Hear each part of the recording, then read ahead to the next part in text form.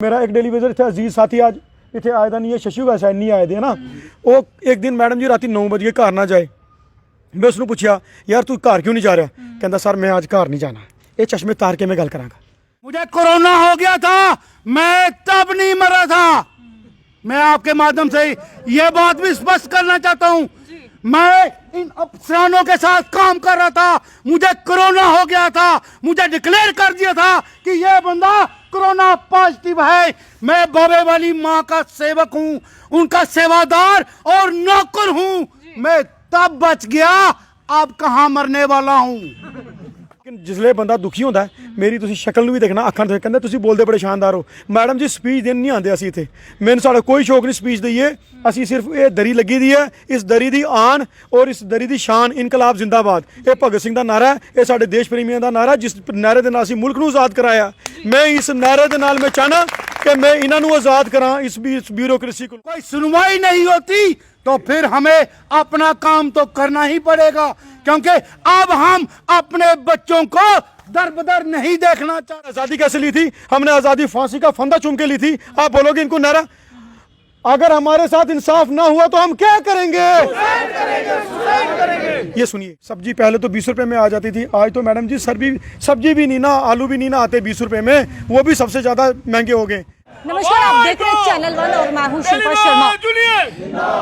Daily Vaser irrigation flood control department जो कि लगातार अपनी मांग कर रहा है, लेकिन मांगों को पूरी नहीं किया जा रहा है। और वहीं पर दूसरी तरफ आपको ये बताते चलिए कि पीएचई डेली वेजर्स जो वो भी लगातार मांग कर रही है, लेकिन उनकी मांगे भी पूरी नहीं की जा रही है। और वहीं पर आपको मांगे बताते चले कि परमानेंट किया जाए और पेंडिंग वेजेस को रिलीज किया जाए, लेकिन अभी तक मांगे पूरी नहीं की। कमेटी भी बनाई गई, लेकिन कोई भी नतीजा जो है वो निकल कर सामने नहीं आया। और आप देख सकते हैं कि 99 डेज हो चुके हैं इन्हें धरना प्रदर्शन करते हुए, लेकिन सरकार तक अभी भी आवाज नहीं पहुंच पाई है। इन्हीं से बातचीत करने की कोशिश करेंगे। सर क्या कहना चाहेंगे?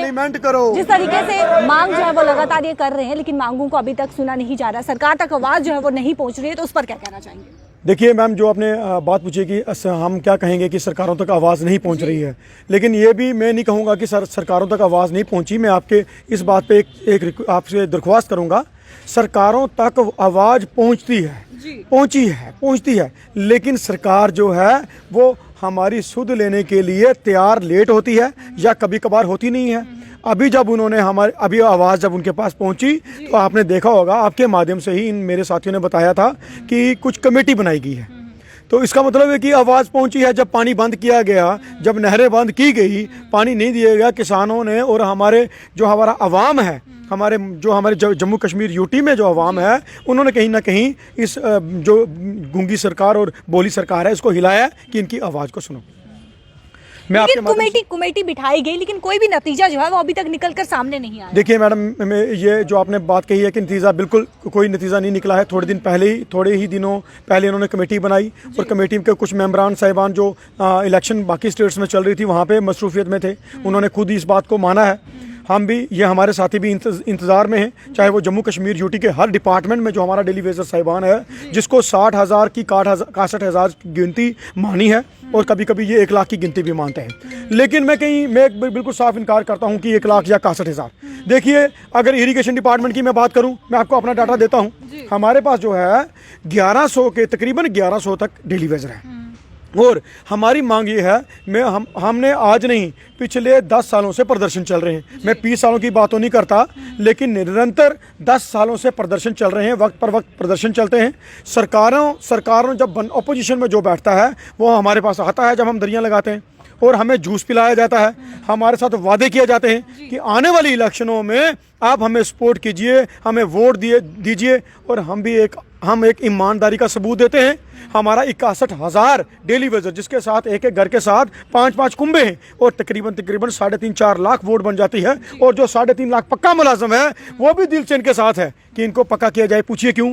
क्योंकि ये जो वो मुलाजम है, अगर हम 3.5 लाख पक्का मुलाजम हैं, हमें चाय ये पिलाते हैं, हमें पानी ये पिलाते हैं, हमारी फाइलें ये मूव करते हैं, हमें 4:30 बजे हम घर चले जाते हैं, लेकिन हम इनको बोल के जाते हैं, यार तू आज रुक जा, मेरी यार बच्चा बीमार है, मेरा घर था, मेरी मदर बीमार है। ये उस वेले भी अपना घर बार छोड़ के मैडम जी इतने बैठते हैं। और सब तो बड़ी एक मैं ਤੁਹਾਨੂੰ दुख वाली गल ਤੁਹਾਡੇ चैनल तो दसांगा, मैं पंजाबी ਦੀ टोन ਵਿੱਚ आ गया क्योंकि ਅਸੀਂ ਇੱਥੇ ਡੋਗਰੇ ਲੋਕ ਹਾਂ, ਸਾਡੀ ਪੰਜਾਬੀ और डोगरी मिक्स है। मेरा एक डेली वेजर ਇੱਥੇ अजीज साथी ਅੱਜ ਇੱਥੇ ਆਇਆ ਤਾਂ ਨਹੀਂ ਹੈ, शशि का शायद नहीं आए थे ना। ਉਹ एक दिन मैडम जी राती 9 बजे घर ना जाए, मैं उसਨੂੰ ਪੁੱਛਿਆ यार तू घर क्यों नहीं जा रहा, ਕਹਿੰਦਾ सर मैं आज घर नहीं जाना। ਇਹ चश्मे तार के मैं गल करांगा, मैं माफ़ी मंगना अपने साथियों को। तो मैं एक गल कहना, लेकिन एक किसी का कहते ना पर्दा चुकना, लेकिन जिसले बंदा दुखी होता है, मेरी तुसी शक्ल भी देखना, अखां से कहते तुसी बोलते बड़े शानदार हो। मैडम जी स्पीच देन नहीं आते असी इत्थे, मैंने साढ़ा कोई शौक नहीं स्पीच दईए, असी सिर्फ ये दरी लगी दी है, इस दरी दी आन और इस दरी दी शान इनकलाब जिंदाबाद। ये भगत सिंह का नारा है, ये साढ़े देश प्रेमियों का नारा, जिस नारे के नाल असी मुल्क नूं आज़ाद कराया। मैं इस नारे के नाल मैं चाहना कि मैं इन्हों आज़ाद करा इस ब्यूरोक्रेसी को। मैडम जी इस ब्यूरोक्रेसी की तनख्वाह 4.5 लाख रुपया सानू आजाद करवाएंगे। मैं ये आपको बात बोलता हूँ, आज हमारा नारा है, मैं बताऊँ क्या नारा है, कैसे आज़ाद होंगे मैं बताता हूँ।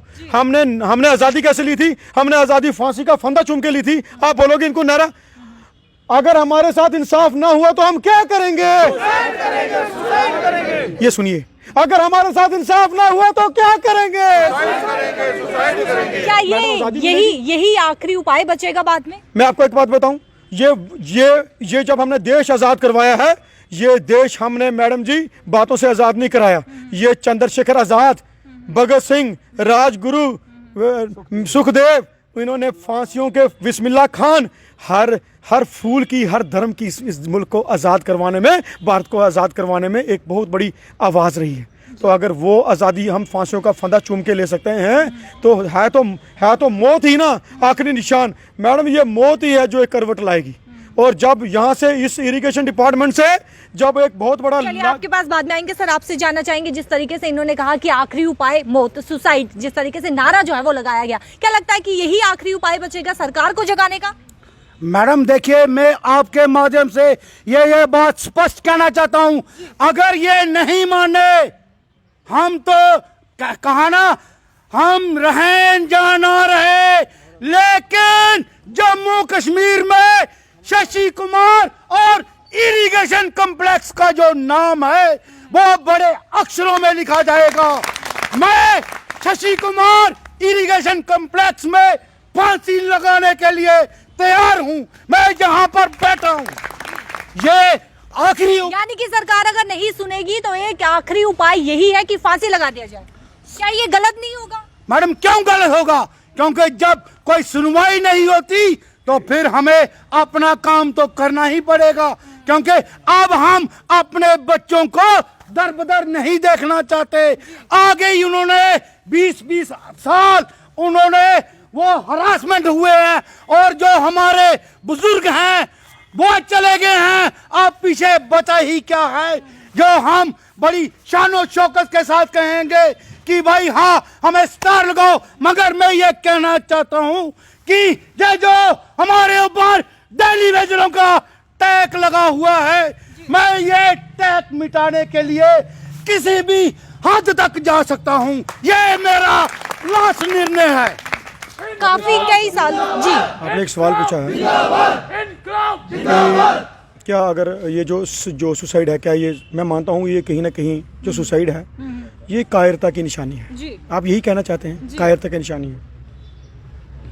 देखिए मैडम, ये कायरता तो नहीं कहूँगा इसको, मैं इसको कहूँगा कि एक जब शोषण हद से बढ़ जाए, जुल्म जब आज़ादी की बात करें तो आज़ादी के लिए कई सारे लीडर्स जो है वो सामने आए थे, कई महान पुरुष जो हैं उन्होंने अंतिम सांस तक लड़ा था। तो मेरे बोलने का मतलब ये है कि क्या यही आखिरी उपाय बचेगा। मैं बिल्कुल इसी बात पे बात करूँगा। देखिए मैडम, मेरे पीछे एक बुजुर्ग बैठे हैं, यहाँ आप पीछे मुड़ेंगे, मेरे एक बुजुर्ग हैं, डेली वेजर है ना। तो ये आप इस तरफ देखिए, ये डेली वेजर हैं। मुझे एक चीज़ बताइए, मैंने आपको एक बात कही, मेरी बात भूल गया था, यहाँ एक डेली वेजर बैठा था, मैंने कहा भाई घर क्यों नहीं जा रहे, तो वो बेचारा इनकी उम्र का था, तो कहता बाबूजी मैं नहीं जाना कार। मैं क्यों, कहता मेरे बच्चे का जन्मदिन है। तो मैडम इनको उस वक्त 2100 रुपये तनख्वाह मिलती थी, 2100, और पक्का मुलाजम लेता था, हम लेते थे 15,000 जबकि मैं बात कर रहा हूँ। कहता बाबूजी किस समय की आप बात कर रहे हैं जब इनको 2100 ये मैं तकरीबन आज से 7 साल पहले की बात कर रहा हूँ, 8 साल पहले की। तो वो कहता सर हमें तो पे कमीशन मिले, हमें पे कमीशन लगे, हमें TADL लगे, मैं 4100 में लगा था, आज मैं 60,000 ले रहा हूँ। जनाब। और जब मैं लगा था तब इनकी नौकरी उस वक्त मुझे लगता है 15 साल हो गई थी। तब जब मैं लगा 4100 में तो ये थे उस वक्त मुझे लगता है कि 2100 में। आज मैं ले रहा हूँ 65,000, क्योंकि मुझे पे कमीशन भी मिले, मुझे टीए भी मिले, मुझे डीए भी मिले।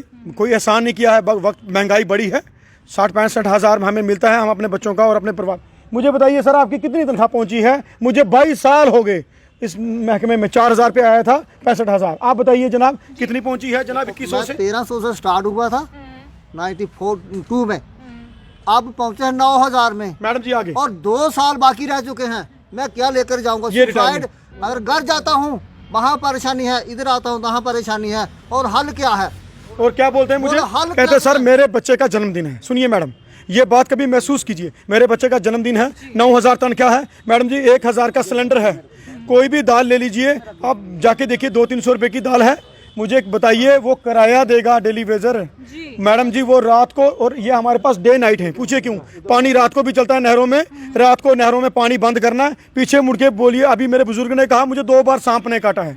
किस्मत अच्छी है कि इनका खून शायद सांप को अच्छा नहीं लगा, तो ये उनका खून उसने अच्छी तरह पी नहीं सका, छोड़ के चला गया। मुझे ये बताइए, अगर सांप काटने के बाद भी ये बच गए हैं, ये इनकी रिटायरमेंट, मुझे तो लगता है, मैंने सोचा था पापा जी रिटायर हो गए उन्हें, पीछे मारिए। वो कहता है मेरे घर में रिटायरमेंट में महीना रह गया, सांप ने 2 बार डस लिया। वो कहते हैं मैंने घर नहीं जाना, मेरे बच्चे के लिए जन्मदिन का केक मैडम जी 200-300 रुपये का 400 का केक है। वो 400 का केक लेता है तो शायद किराया नहीं बचता है। यहाँ लेट आता है तो हम जैसे भाऊ अफसर जो हैं वो इनको दाड़े मारते हैं, लेट क्यों आया? उसके पास तो किराया ही नहीं है। वो तो लिफ्ट मैडम, वो 1.5 घंटे 2-2 घंटे ऐसे करते हैं कि फ्री में 20 रुपये बच जाएँ, 20 रुपये बच जाएँ।